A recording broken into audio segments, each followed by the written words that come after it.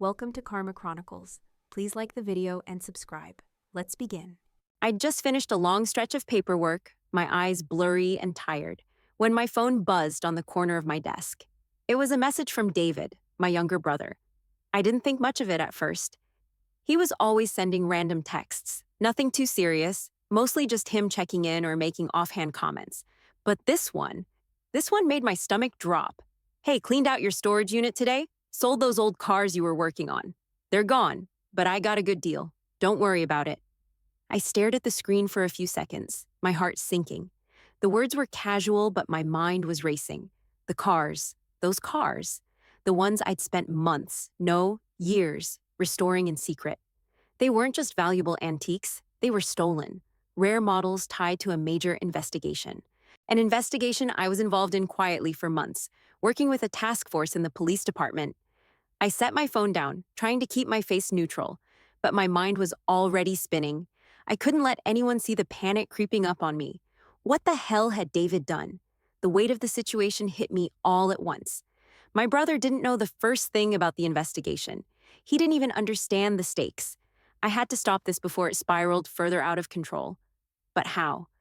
I took a deep breath, my fingers hovering over my phone again. But I couldn't bring myself to call him yet. I was frozen. What if it was too late? If those cars had already been sold, if they were already gone, there was no going back. And if David had sold them to someone with a connection to the black market, it could mean federal charges for him, maybe even jail time. I clenched my fist, the realization of what was happening threatening to drown me.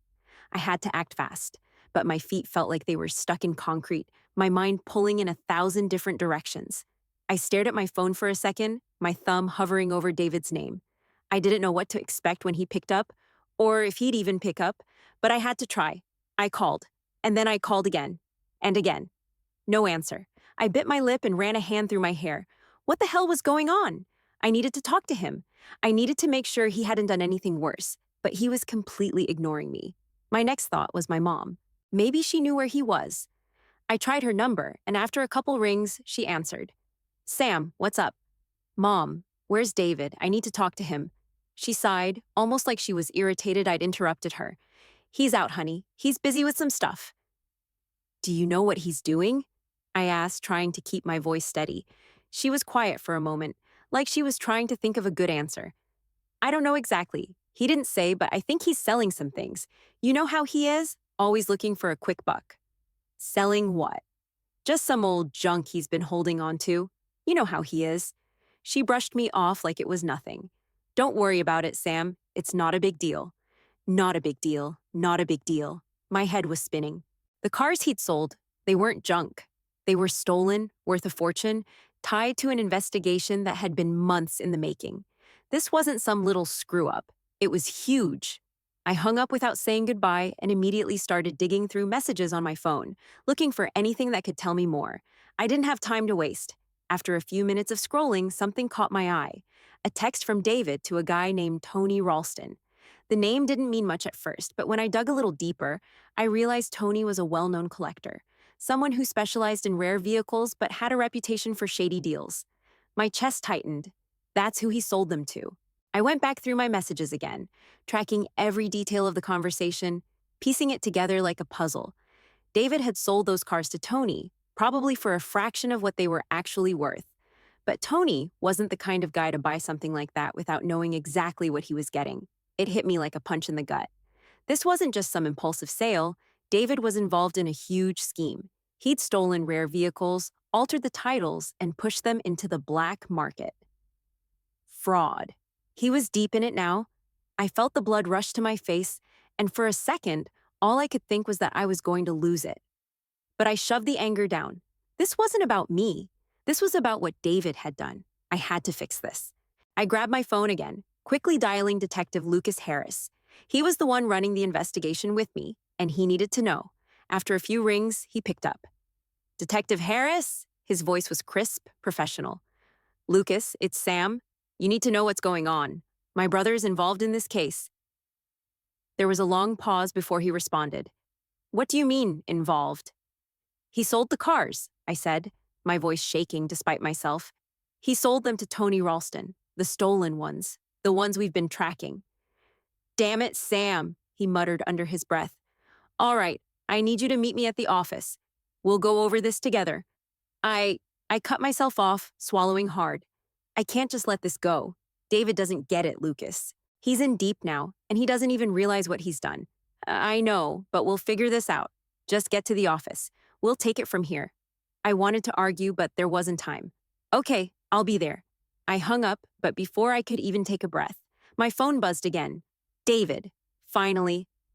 Look, Sam, I didn't know those cars were worth anything. They were just old junk. I didn't think they'd be a big deal. I thought you'd be happy to get rid of them.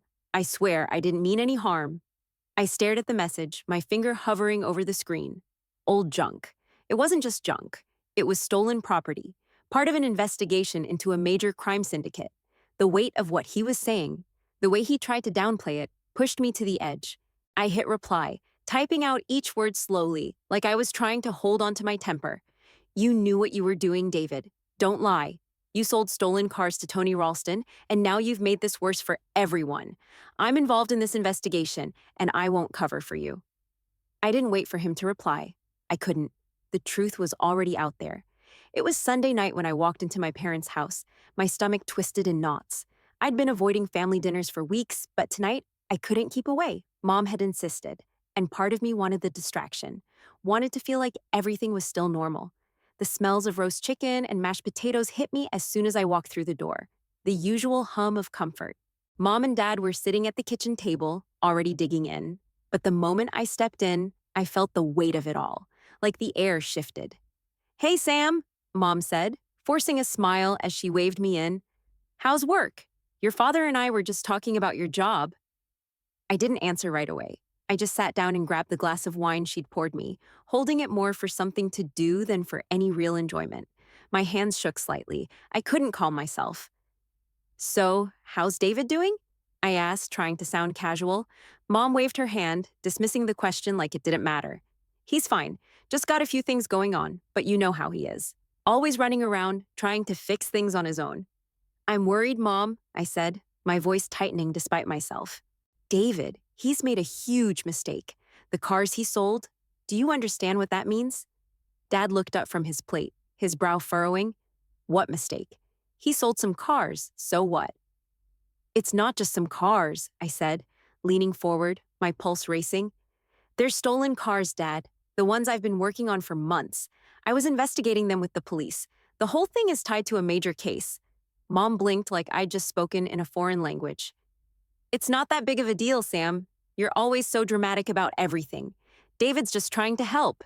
You should be grateful he's clearing out your storage.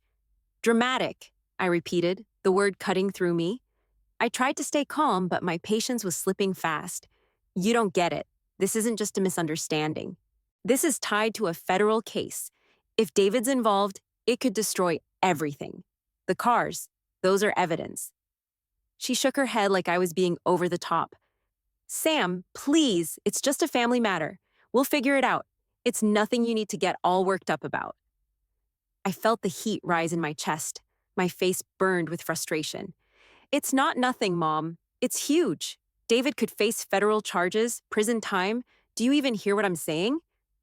My father snorted, pushing his plate aside. Oh, here we go again. Sam, always playing the hero.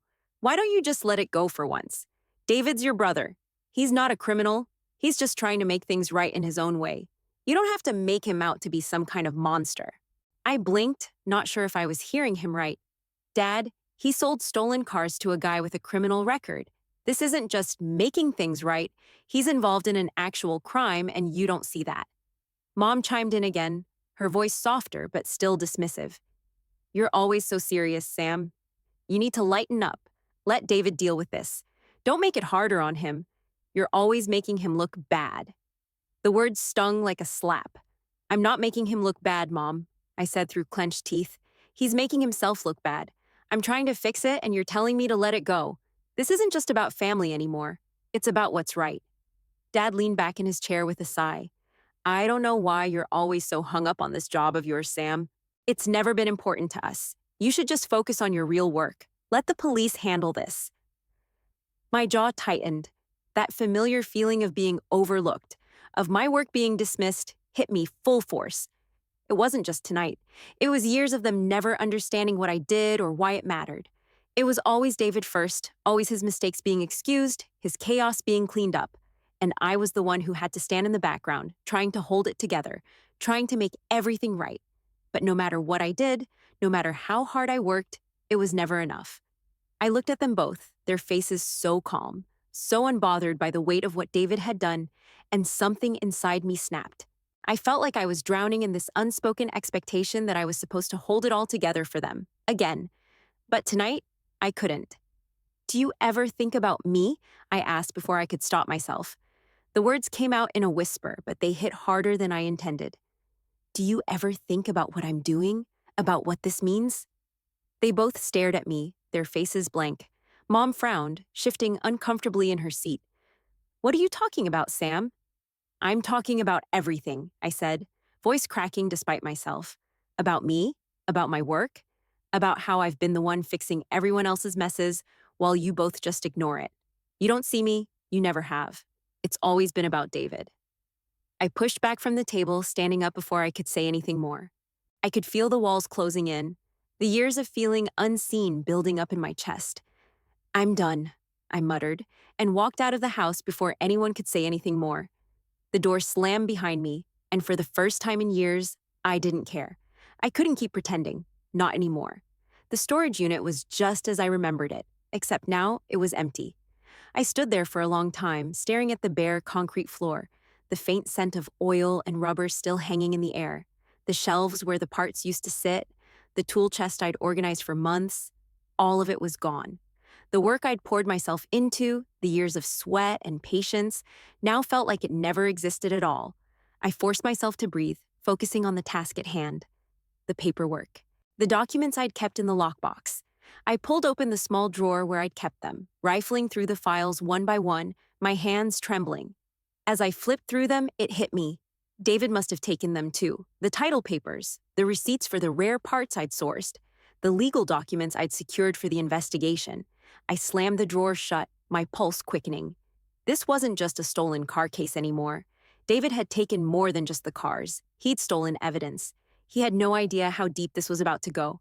I felt the weight of it, everything crumbling. It was hard to breathe, hard to focus, but I had to. I had no choice. I had to fix this. The next day at work, I met Lucas in the break room. He was already sitting at the table, coffee in hand, eyes sharp. I could tell by the way he looked at me that he knew what was coming. "You've been digging," he said before I even had a chance to speak. "Yeah," I replied, my voice tight. "David sold the cars to Tony Ralston's buyer." Lucas leaned back, taking a slow sip of his coffee. "You confirmed it?" "I called the auction house this morning. They didn't know the cars were stolen, but I was able to confirm that David's the seller." I met his eyes. "The cars are already listed. They'll be sold soon." Lucas didn't say anything right away, just rubbed the back of his neck, looking down at his coffee cup. "How much are we talking about here?" "Too much," I muttered, my hands curling into fists at my sides. "These cars, they're worth millions. It's not just about David anymore. The auction house could get caught up in this too. The whole thing could go south so fast." Lucas nodded slowly, his gaze narrowing. "We need to move quickly. If David's connected, he's in serious trouble. We may need to make a move before this goes any further." I swallowed hard. "I know." There was a long silence between us. Finally, he spoke again, his voice low. "Sam, you need to make a choice. If David gets caught, he could face federal charges, selling stolen property, conspiracy, all of it. It's not going to be pretty. But the longer this goes on, the harder it'll be to undo it." My heart pounded in my chest. I wasn't ready for this. I wasn't ready to choose between protecting my brother and doing what was right, but I had no choice. I couldn't just let him drag us all down with him, not after everything he'd done. "Do you have any idea what I'm supposed to do?" I asked, my voice barely above a whisper.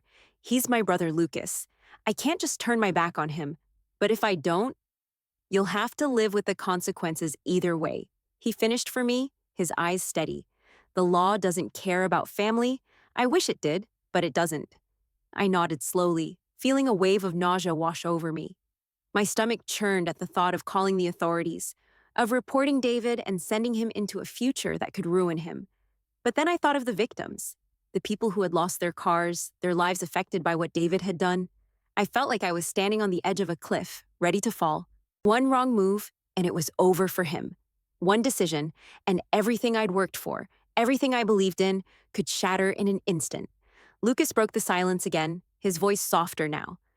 I know this is hard, Sam, but you can't protect him from everything. You have to decide where your loyalty lies, your job, or your brother. I let out a shaky breath, the weight of the world pressing down on me. I'll handle it, I said, my voice hoarse. Lucas nodded, giving me a sympathetic look before standing up. I'll be here when you're ready to act, just don't wait too long. I watched him walk out, the door closing behind him with a soft click. And for the first time in my life, I realized that I wasn't sure where I stood anymore. With the truth staring me in the face, I had no idea who I was supposed to be, the loyal sister or the law-abiding investigator. I stood in front of the apartment building, my heart pounding. I had driven around the block twice before I finally parked, staring at the front door like it might suddenly open and swallow me whole. I could already feel the weight of what I was about to do pressing on my chest. I'd been avoiding this moment, hoping that somehow it would fix itself, but now it was time. I needed answers. I rang the buzzer and waited. My breath came out too fast, too shallow. A few seconds later, the door clicked open and I stepped inside. David's apartment smelled like stale beer and leftover takeout, the kind of place I knew he'd never clean up. It was just like him, always leaving things half-finished, never seeing the bigger picture. He was sitting on the couch, his feet kicked up, phone in hand. He didn't even look up when I walked in. You need to explain yourself, I said, my voice sharp. David didn't move. Explain what? He finally glanced up, his face lazy, bored. You look like you've seen a ghost. You sold the cars, I said, my words cutting through the stale air. You sold the cars, David, the ones I've been working on for months. His expression shifted, and I saw the first crack of tension, but he quickly masked it, shrugging like it was no big deal. What? The junk in your storage unit? I figured you didn't care about those things. They were just taking up space. Junk, I repeated, my voice rising. Do you have any idea what you've done? Those aren't just junk cars. They're stolen, and the police are involved. This is a federal investigation, David. He stood up then, shaking his head like I was the one out of my mind. You're overreacting, Sam. I just sold them. Made a few bucks, cleared out your mess. It's not a big deal. It's not a big deal. I was trying not to scream, but I could feel the heat rising in my chest. It's a huge deal. Those cars are evidence in a major case, and now they're gone. They were stolen, David, and now you've sold them to someone who's probably going to dump them into the black market. David crossed his arms, looking irritated, like I was the one who had done something wrong. I don't know why you're so worked up. You act like I'm trying to ruin your life. I'm just helping you get rid of your junk. The cars were sitting there forever, and you don't even have the time to deal with them. Hell, I thought you'd be grateful I sold them. I took a deep breath, trying to calm down, but the anger was boiling up inside me. I had to stay focused. You don't get it.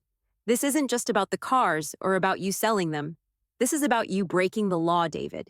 You've committed fraud. You're involved in something way bigger than you understand. I'm involved in the investigation. This isn't just some family thing. This is serious. His face hardened, his eyes narrowing. Oh, so now you're playing the big shot. You think you're some kind of cop. This isn't about you and your investigation. This is about me, Sam, and you're trying to ruin me. Again. The words hit me like a slap.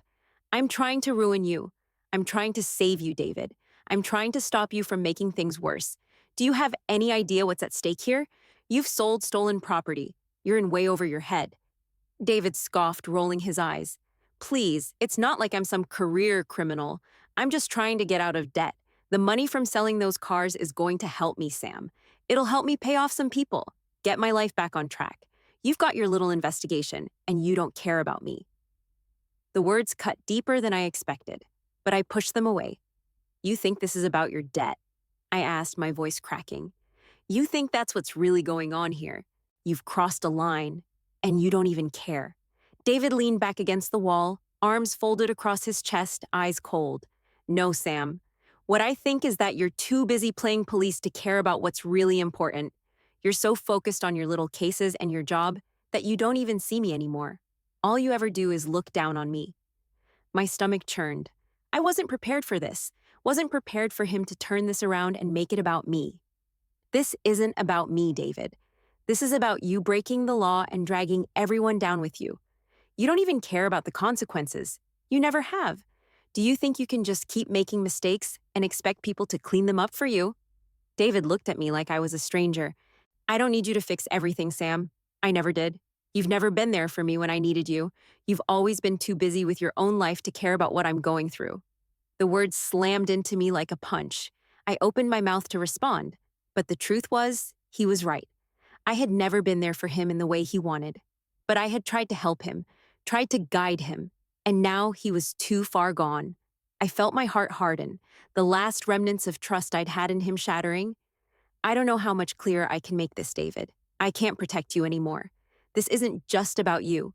This is about everyone you've hurt along the way. He stared at me for a moment, his eyes empty, and then he turned away, brushing past me without another word. I stood there, the room closing in on me, as his indifference smacked me in the face. He wasn't just my brother anymore. He was someone I couldn't even recognize. The next day, my phone buzzed relentlessly. At first, I ignored it. But then when I saw the name flashing across the screen, I knew it was Mom. I didn't want to talk to her. Not yet. But she wasn't going to stop, so I swiped the screen and put the phone to my ear. "Sam, you've got to fix this," she said, her voice urgent, almost frantic.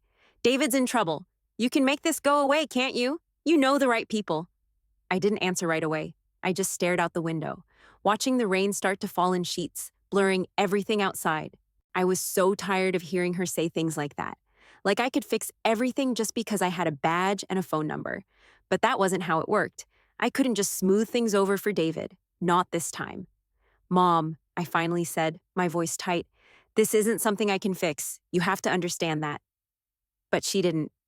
"Sam, please," she said, soft now, like I was being unreasonable. "You could talk to your boss, couldn't you? Use your connections. It's just a mistake. They'll let him off the hook, won't they? He didn't mean it. You know he didn't mean it." I wanted to scream. I wanted to tell her that David did mean it, that he always meant it when he messed things up, that I wouldn't protect him anymore, but I didn't. Instead, I just stayed quiet for a moment, breathing in the tension in my chest. "I have to go, Mom," I said, my voice sharper than I intended. "I'm working on the case. I'm doing everything I can." I hung up before she could say anything else, but the buzzing didn't stop. I had barely put the phone down when it rang again, this time with Dad's name flashing across the screen. I let it ring for a while, knowing what was coming. He wasn't going to be any different than Mom. He'd tell me to help David, that I was his only shot. It was always like this, always putting the weight of their expectations on me, like I was supposed to carry it all. Finally, I answered, hoping my voice didn't betray me. "Dad." "Sam, listen," he said, not even bothering with a hello. "You've got to help David. This is going to get out of hand. It's bad enough as it is, but if you don't step in..." He sighed like he was trying to make me feel guilty. "He's your brother. You can't just let him fall apart like this. You've got the power to fix this, don't you?" I closed my eyes, squeezing the phone in my hand. I couldn't let them keep doing this. I couldn't keep sacrificing my career, my integrity, just to protect David from the consequences of his actions. "Dad, this isn't a family issue anymore," I said, trying to keep the frustration out of my voice. "It's bigger than that. I'm working on this case. I can't just make it go away, and I'm not going to." I heard him sigh, the disappointment in his breath almost palpable. "You're making this harder than it needs to be, Sam. You know that, don't you?" I didn't respond. Instead, I hung up before I could hear more of the guilt trip. The pressure from my parents was suffocating, but it only made me more determined to do the right thing. I couldn't keep living in the shadow of their manipulation. I had my own life to live, my own choices to make, and I couldn't let them dictate them anymore. I spent the next few hours going through everything. The evidence, the case notes, the documents I had on file. I couldn't afford to miss anything. I went over every detail, making sure I wasn't overlooking a single piece of the puzzle. My hands were shaking, but I couldn't stop, not until I had it all. I had to report this. I had to follow through. There was no other choice. As the night stretched on, I sat at my desk, writing up the statement for the police. It wasn't easy, but it was necessary. I wrote about David, about what he'd done, about how I had no choice but to report it. Every word felt like it cut a little deeper. but it was the only thing I could do. I couldn't protect him anymore. I couldn't keep playing the role of the dutiful sister when he didn't even care about the consequences of his actions.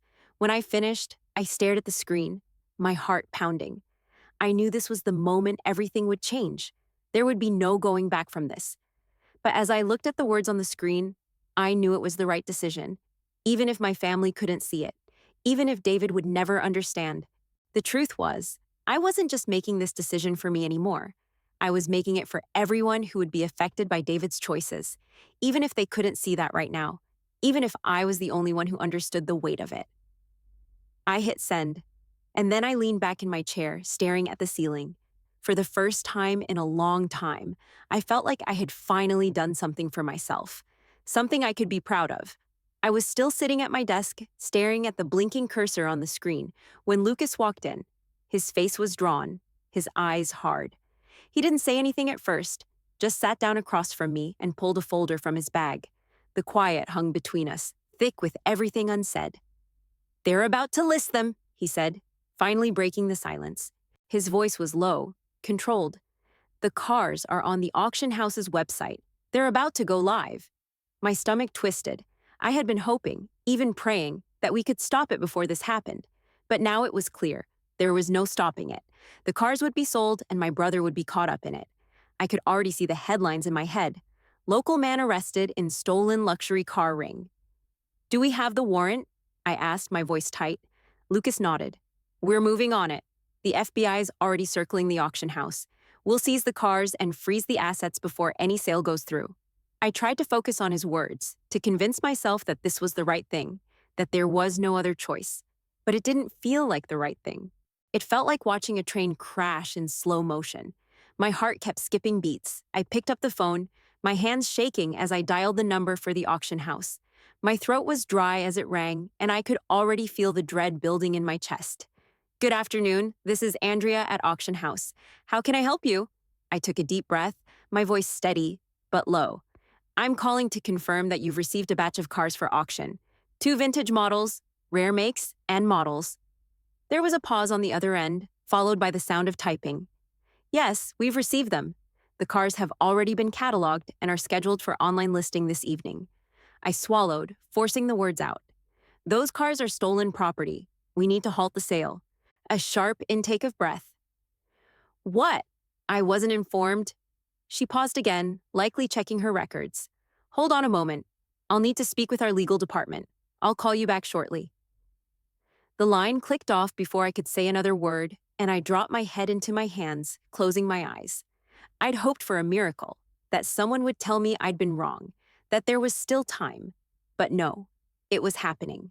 I stood up, pacing in the small space between my desk and the wall. My mind was racing. My brother had done this. He had put us all in this position. How did we get here? Lucas was already on the phone with the FBI. I could see the tension in his shoulders as he barked orders into the receiver, but I wasn't listening. The pressure was too much.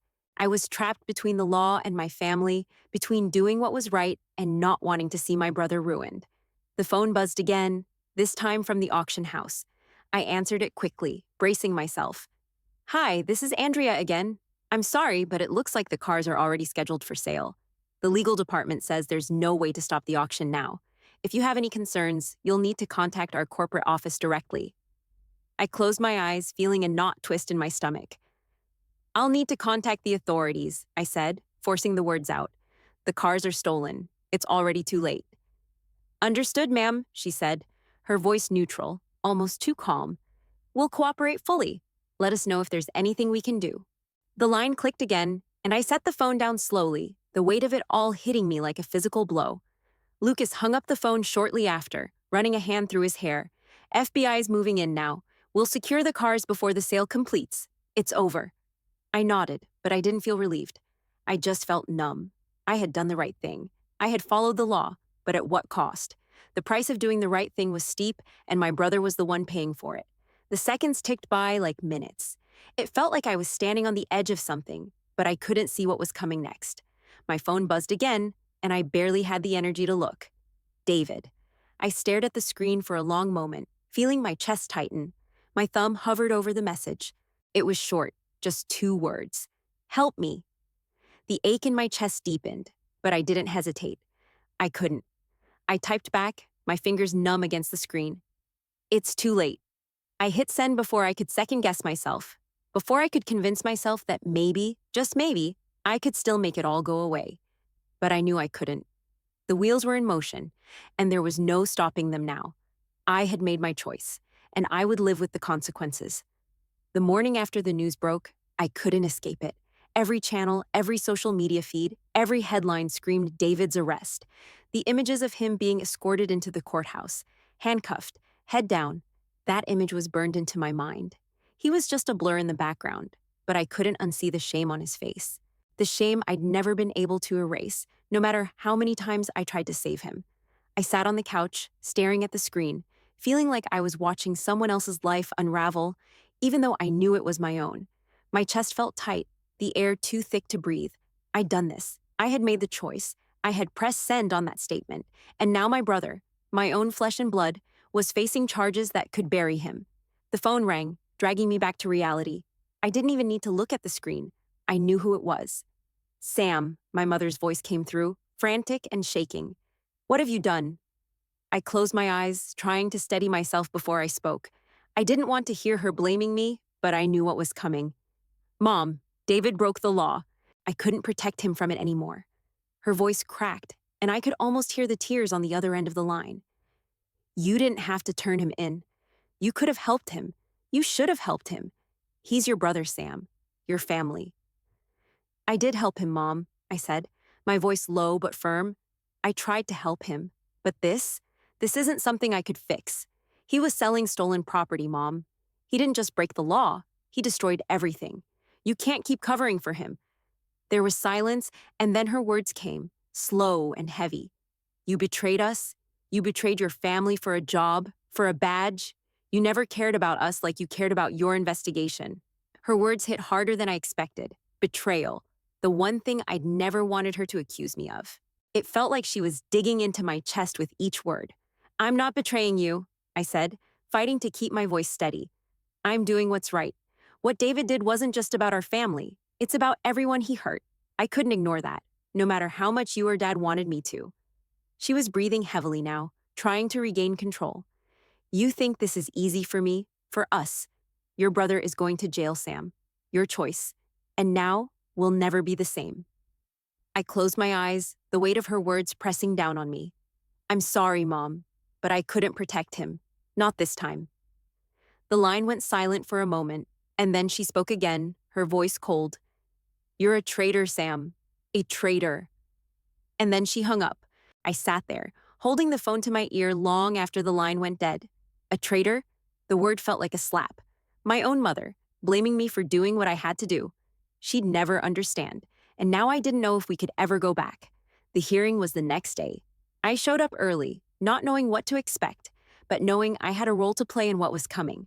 As a witness, my job was clear. But standing in the back of the courtroom, watching David sitting there in his orange jumpsuit, I felt the distance between us stretch farther than I'd ever imagined. His eyes didn't meet mine. He didn't even look up. I took my seat beside Lucas, who gave me a grim nod, but I couldn't bring myself to look at him either. My mind was elsewhere, lost in the fact that everything I had tried to avoid was finally happening. The judge entered and the proceedings began, but I couldn't focus on the legal jargon, the case details. My brother was sitting there, likely facing years in prison, and it was all because of the decisions he'd made, and the decisions I'd had to make in turn.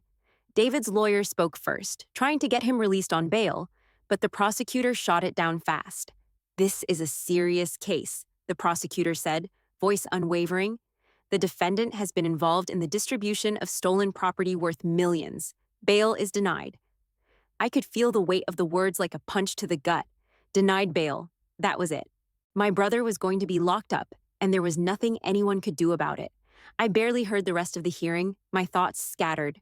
I wasn't sure if I was hoping for something different, or if I just needed to hear something that would make this whole nightmare feel less real. The room started to empty out after the hearing adjourned, but I didn't move. I couldn't.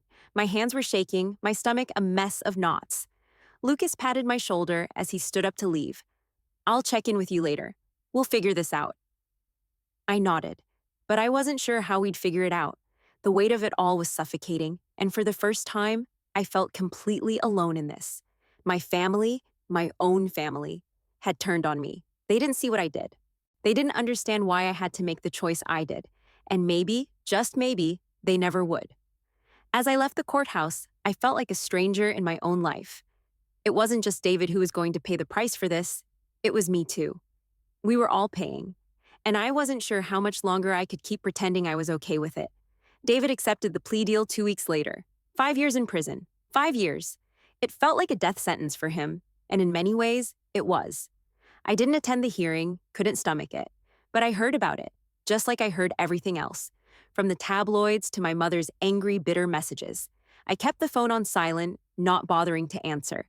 There was nothing left to say. It was strange, this quiet after the storm. The case was technically closed.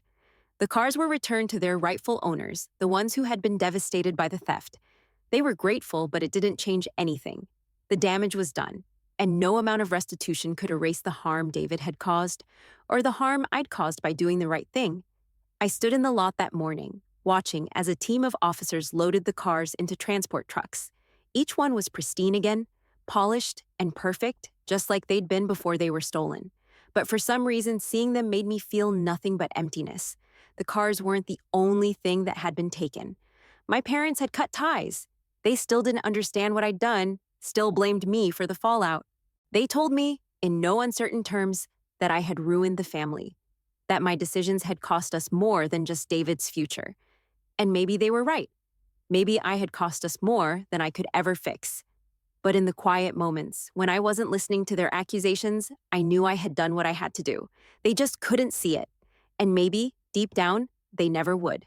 The recognition at work was a small comfort. The police department gave me a plaque during a ceremony that I didn't attend. They recognized my work on the case, the way I'd followed through, even when things got personal. The case might have been resolved, but I still didn't feel like it was over. The appreciation felt hollow, like something I could never fully accept. The praise for doing the right thing didn't erase the price I'd paid. As I stood there, watching the trucks drive away, I took a deep breath. The weight of it all was still heavy, but somehow I felt a flicker of peace. There was no going back, no way to undo what had happened, but I could live with myself. And that was something. The cars were gone, the investigation wrapped up, and David was locked away, serving the time he'd earned. My family was broken, but I could still walk forward, even if it was alone. The price of doing the right thing had been steep, too steep, but I didn't regret it. I turned and walked away, the distant hum of the trucks fading behind me. I didn't know what the future held, but I was done looking back. I had done the right thing, and that was all I could control. That was enough for now.